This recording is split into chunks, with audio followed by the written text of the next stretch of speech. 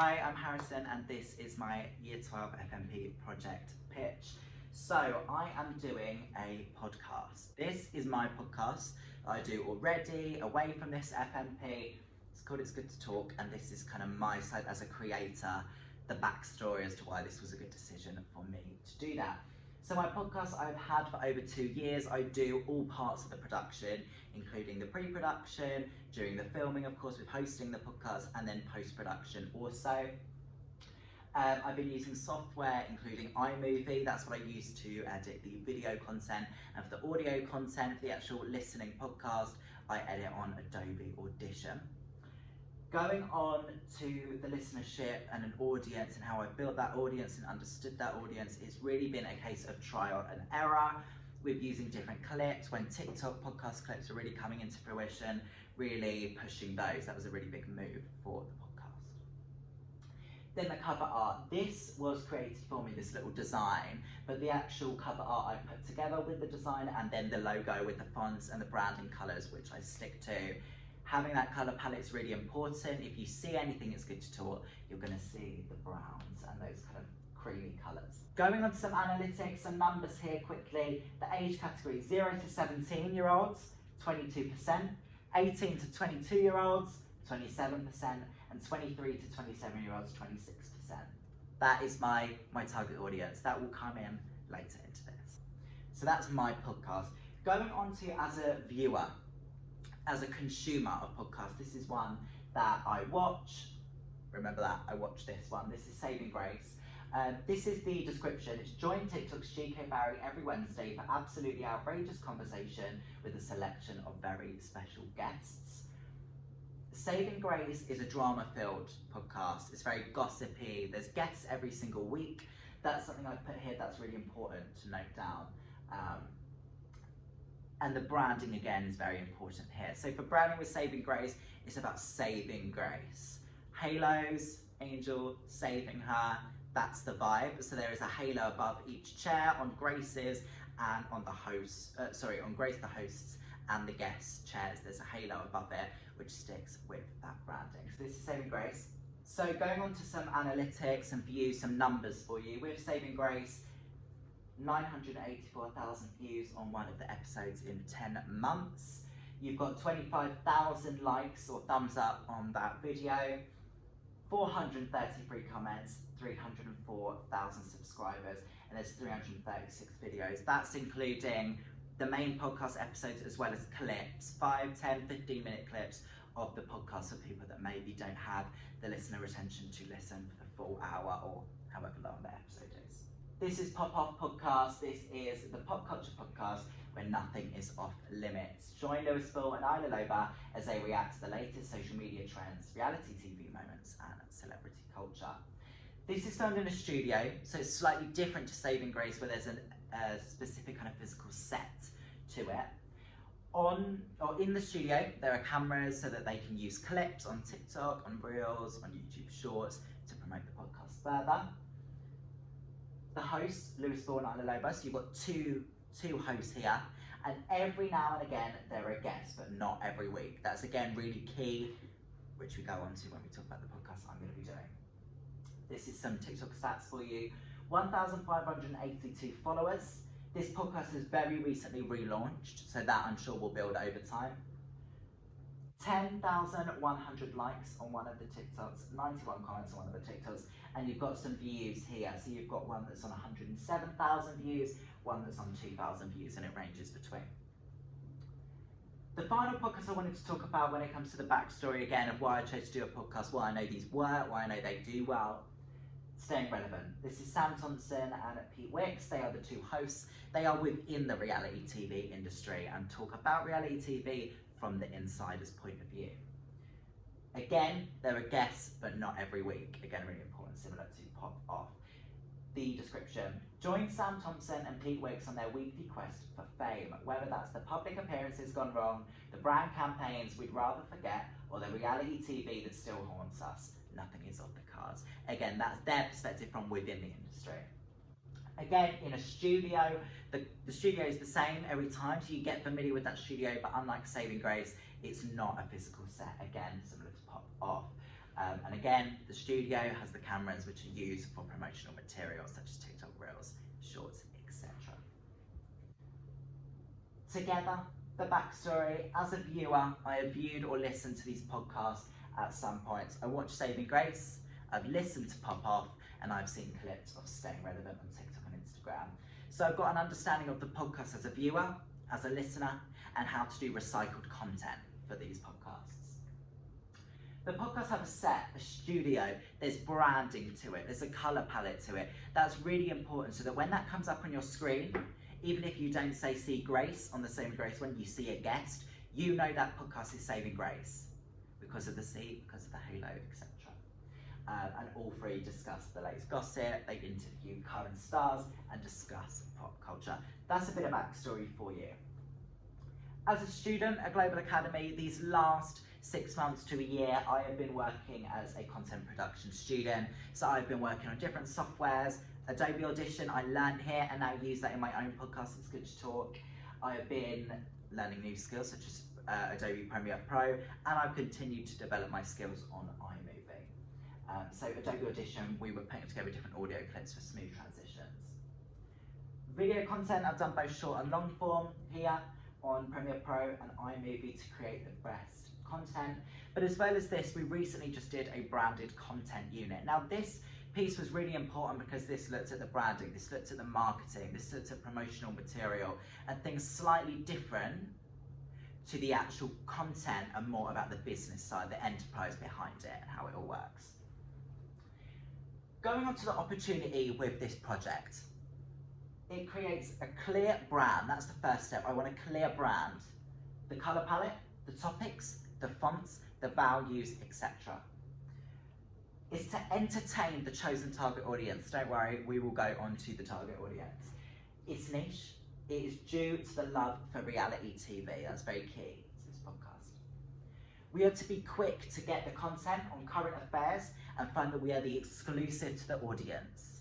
If Gemma Collins has a baby tomorrow, we want to be the first podcast to tell everyone Gemma Collins had a baby. We want to reach high numbers in views, like, comments, and have consistent engagement. This is very important that we are seeing it physically on the analytics, on the insights, that the content is doing well. That comes with the main podcast and the recycled content. I want to reach successes of podcasts listed in the backstory as examples, to take inspiration from and not just to follow. That's very key. And then of course competitors are there. It is a crowded industry and we're to ensure that we are quick-paced to beat those to it. This is so that the processes in producing content is importantly quick for us. The scope. The podcast is a pop culture podcast called Coffee and Culture. That's the name of the podcast. A little scope, a little insight into the podcast as a whole. The podcast will get the exclusive for viewers on the pop culture gossip. There is no set length to the podcast. This podcast can continue to go on. It can do a series and another series and another series, or it can be weekly or bi-weekly. Due to the way that the industry is moving and pop culture is, weekly would make the most sense. There's no reach, no limit to the reach geographically. There are translatable subtitles. That's something important. You can listen in any country. We will translate it so this is available for everyone. Although obviously the content will, I'm sure, decide where the listeners and the viewers are coming in from. We'll aim to be a global podcast as the gossip will be globally relevant. As I said, there will be things in the United States, there will be things here in the UK, there will be things in Spain, whatever. We will be able to cover that. We're also going to focus on the content that the audience engages on social media. That is key. That is the main promotional device, the main promotional material we are going to push to build this podcast up. The target audience. I've split the target audience into 4 key parts, demographics being the first. I have chosen ages 16 to 25. The majority are students in secondary school, sixth forms, colleges, doing an apprenticeship, they're in university, etc. They're in education. They're located in the United Kingdom. This again is because the majority of the content, as much as it's globally relevant, the majority of it will be relevant to this country, hence being in this country and seeing it firsthand. The target audience includes all genders, all races, all religions. There's no discrimination on that. And most people, when it comes to their finances, will be on minimum wage, working part-time, if at all, especially for the younger ages within this age bracket, the 16, 17-year-olds that are doing their GCSEs, for example. The psychographics, a look into this person so you can build this character. Free-minded, sociable, watch reality TV, very key to that niche which I discussed. They follow a lot of celebrities on social media. They spend a lot of time on their phones. They value the people around them, friends, family, colleagues. They enjoy partying, clubbing, drinking, going out, having a good time, having fun. And they want to be in a creative industry in their career. These people aren't wanting to do HR. They want to be an artist. They want to be a singer, etc. With the psychographics, I had a look at this personality table. Now, the main ones that I picked out are mainstreamers, aspirers, and explorers. These are the main type of people that it would fit into. So mainstreamers, they seek security. They tend to be domestic, conformist, conventional, sentimental, and they favour value for money, family, brands, nearly always the largest group. Aspirers seek status, materialistic, acquisitive, oriented to image and appearance, persona and fashion, etc. And explorers, they seek discovery, energy, individualism, and experience. They value differences and adventure. Those categories, they're the personality types we're looking at. Behavioural. They engage with a lot of content on social media. They're liking, they're commenting, they're sharing, they're adding to their story, they're sending to their friends. They are the type of people to sign up to a competition, tag the free friends in the comments. They often purchase products advertised by influencers they follow, they like and enjoy the content of. They have many loyalty cards. They've got their club card, they've got their Costa, their beans. They often purchase from brands when a sale is on, that engages with this audience very well. And they invest in self-care products, so your skincare, your hair care, very important to this audience. Okay, geographically, they live in the UK, majority. There's bad weather in the UK, it's rainy, it's cold, it's windy, it's gross, it's horrible. So they're often inside and consuming content. The majority are in cities. This is because of the large universities, the large colleges. There are a lot in London, in Manchester, in Birmingham, etc. A lot of the audience have a long commute. This is something I do. On the tube, I spend about an hour, hour and a half, nearly 2 sometimes, on the tube. And I'm going to be underground for at least 30 minutes of that. Therefore, I need something downloaded, like a podcast. People might listen to audiobooks, music, etc. This is mainly urbanised areas, therefore there are a lot of flagship stores around them, big brands, big stores, and this is relevant when it comes to brand partnerships and advertising, those stores that are available within those big places. And when it comes to the time zone, which is relevant to the posting times, especially of the recycled content, is Greenwich Mean Time here in London. Why, you might ask, when it comes to this target audience? I am in this target audience, therefore I know what my peers and I enjoy to consume content-wise. I commute, so I know how to be entertained on my commute. I also have ADHD, so that's that extra level of needing to be engaged, and that listener retention is a lot harder for me, so I have that higher level of what needs to be engaging.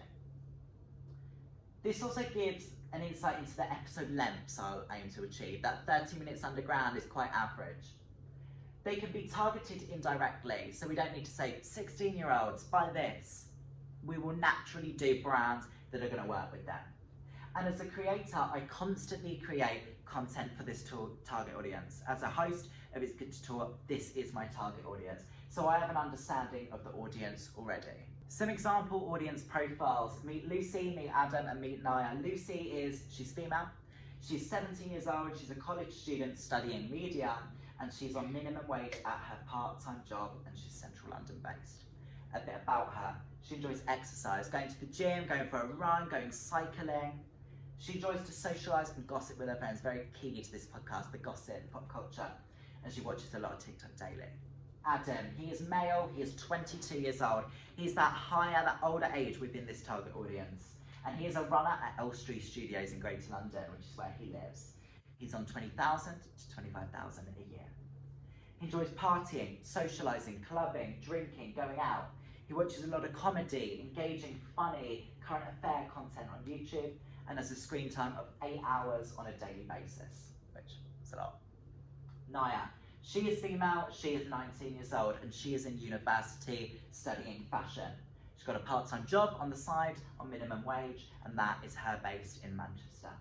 She enjoys, again, clubbing, socialising, going out with friends, drinking, having a good time. She consumes a lot of audio content, very key to this podcast. She is part of the listener demographic that is going to be listening. Audiobooks, podcast, radio. And then, of course, she follows a lot of celebrities on Instagram. Constraints. The things that might make this slightly difficult. It must be recyclable and clippable for short form content to support promotion of the podcast.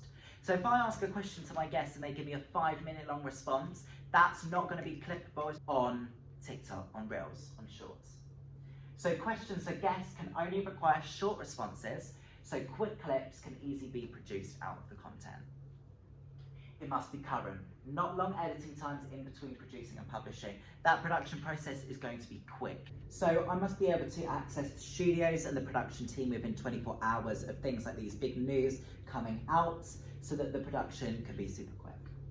Guests might not be available every week because of things like difficult schedules. So we're not going to rely on guests. Maybe special guests as and when, and we'll make it clear that that's how the podcast works. The branding, including set, must be clear and consistent so the consumer becomes familiar with the brand. Very important. Having a portable set is an idea to this constraint. Let's say, for example, I'm in London, but my guests cannot travel from Essex. We can go to Essex with the set in a big, lovely van. That is an example of how the consumer can become familiar with the brand, how it can work. So if a guest can't travel, we'll come to them. The budget needs to be kept as minimal as possible and use equipment that is available for no cost. At Global Academy, I've got industry standard softwares and equipment, camera, microphones, etc. to produce this. Assumptions. There are a lot of things we think, oh, definitely this, when actually we don't know. So let's break that down and be realistic. I assume that the target audience won't know the information I'm providing. I assume that the audience want educating on this pop culture news. I assume that the studios will always be available for me. I assume that finding a production team will be a quick process. Finding the right people that match your brand values is very important. I assume that we'll be quick enough to beat the competitors to it that have been doing this for a while. I assume that there will be support around this from an audience. I assume that technical difficulties will not hinder the production process. This can happen, we can't promise anything. And I assume that the market needs more podcasts. Like I said, it's a busy industry. Resources. I am Harrison, I'm the host and I am the editor. I will look at having 2 people in the technical team for camera work and audio work during filming and recording. Guests will be needed not every week, but as much as possible.